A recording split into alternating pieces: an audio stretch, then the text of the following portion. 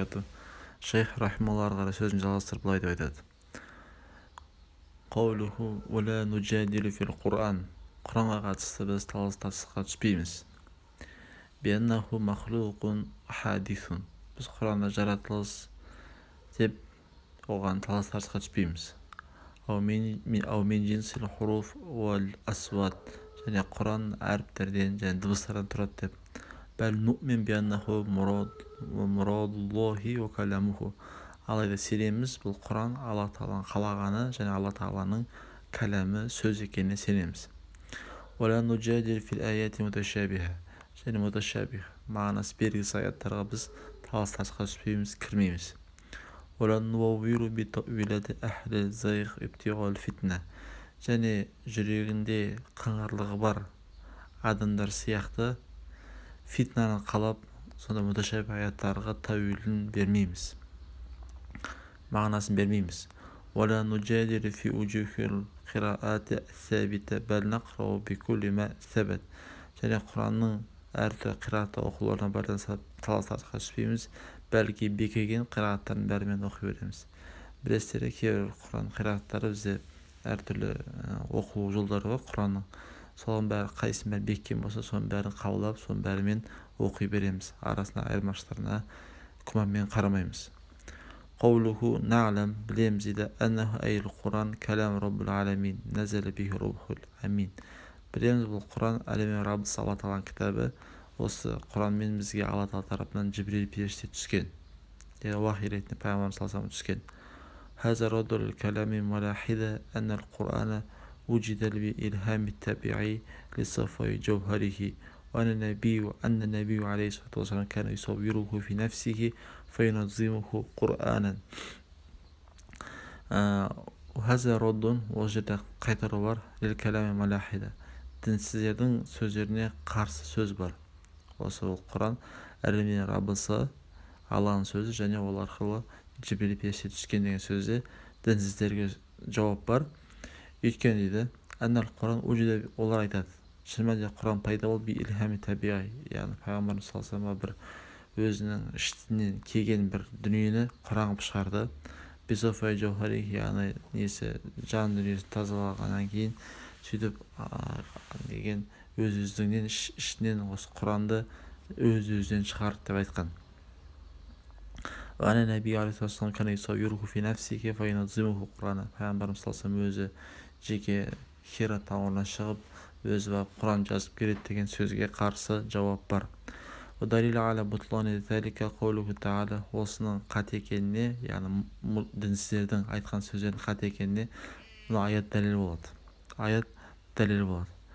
Танзилу мин раббил аламин. Танзилун мин раббил аламин. Бұл Құран әлемнің Раббысы Тағаладан түскен Құран. Назала бихи рухул амин. Бұл кітаппен рухул амин, яғни Жибрил періште түскен. Яғни Жибрил періште.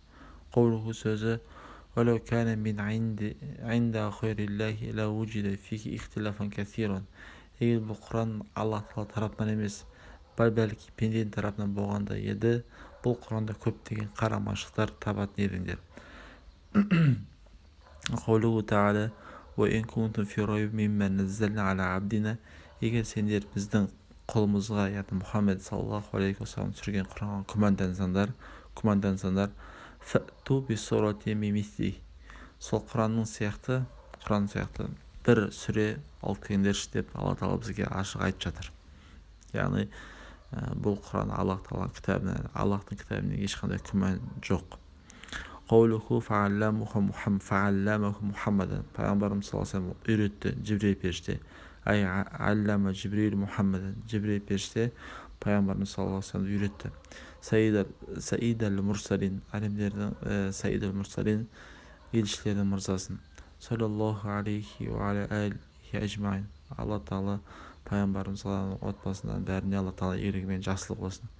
Әл-Құран мұназзал илейхи лиқаулихи тағала. Шын мәнінде Құран пайғамбарымыз саллаллаху алейхи вассалам түскен.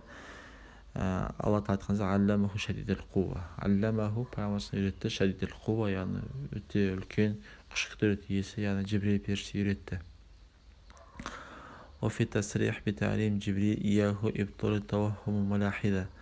осы жерде пайғамбарымыз саллаллаху алейхи жіберил періште үйретті деген кезде дінсіздердің сөздеріне күмәндарына жауап жатыр. Пайғамбар саллаллаху өз іштен сол Құранды шығаратын еді.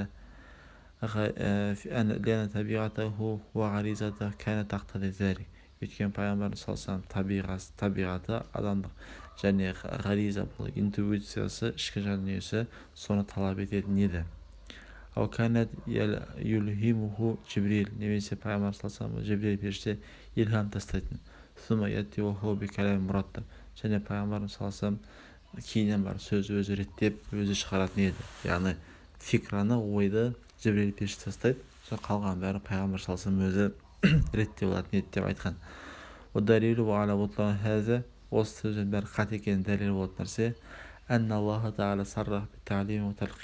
Алла тағала Құранда ашық Құранды пайғамбарымыз саллаллаху жіберил періштені үйреткендігі және пайғамбар саллаллаху соны қайталағандығы ашық айтылған.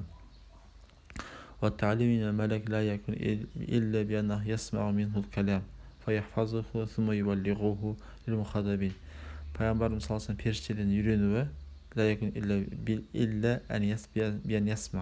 пайғамбарымыз тек қана жіберил періштеден естіген минхул калям, сол Құран аяттарын соны жаттайтын, сосын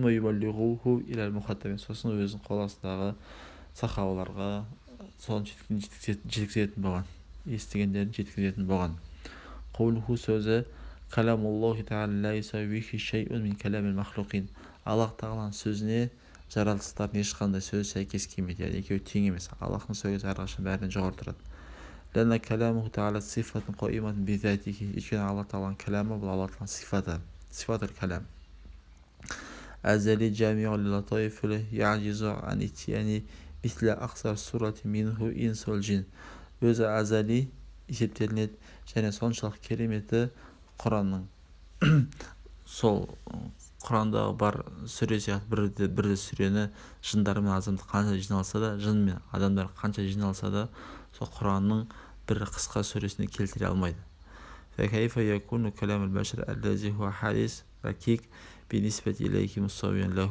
Қалайша пенденің сөзі хадис жаратылған ракик кемшілігі бар, қалайша Алла тағаланың сөзімен тең келуі мүмкін, сәйкес келуі мүмкін. Әлбетте сәйкес келмейді. Аллахтың сөзі бәрінен жоғары тұрады. Және біз Құран жаратылды деп айтпаймыз. Бұл сөз Мұғтазила мектебіне қарсы жауап ретінде айтылған сөз, өйткені олар Құранды жаратылған деп айтады. Бұлардың сөздерінің қате екеніне дәлел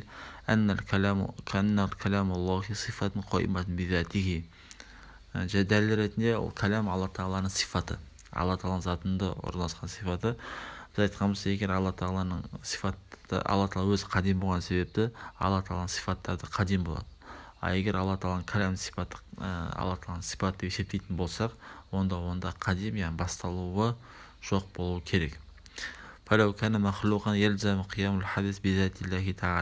Егер ол кәләм жаратылған сифат болса, онда Алла тағаланың сифаты қадим, Алла тағала өзі заты қадим, а сифаты хадис жаратылған деген мағына шығады. Және Алла тағалаға жаратылған хадис нәрсе Алла тағаланың қадим сифатына қадим затына орнықты деген мағына шығады. Хадис бизатихи тағала Алла тағала бұл нәрселер бәріне ада. Бұның мәселенің бәрін дұрыстап біз алдыңғы Алла тағаланың кәләм сифатын өткенге түсіндіріп кеткен болатынбыз. Алла тағаланың кәләм сифатына бұның бәрін аштап түсіндіріп кеткен болатынбыз. Және біз мұсылмандардың жамағатына көпшілігіне қарсы шықпаймыз. Пайғамбарымыз сөзінде айтқандай, мән хаража мин ани жамағатин фақад халаға рақабат ислам ан кімде-кім жамағаттан шығатын болса, онда бойынан исламды бойынан шешіп тастады. Яғни бейне бір адамды ислам сақтап тұрған сол жамағатпен ұстану. жамағатпен ұстану. Егер жамағаттан бөлінетін болса, онда исламның доғасын мойнынан шешіп салған сияқты болады.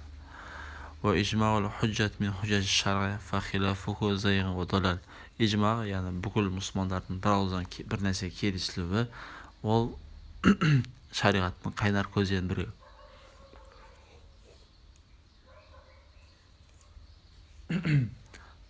Ижма ол шариғаттың негізі қайнар көздерінің біреуі. Егер кімде-кім сол ижмаға жоққа шығаратын болса, онда ол зайғ деген сөз, жүрегінде бір ауыртпашылық бар. Яғни зайғ деген сөз жақсылықтан жамандыққа бет бұру, ол долал және адасу. Яғни адам қай кезде жамағаттан бөлінетін болса, онда ол ижмаға жоққа шығарады, ал ижмаға жоққа шығару адамды адастыруға алып барады. Әне Нәби алейхиссалату вассалам хасса уммата аля тамассук би жамаати хайсу қол.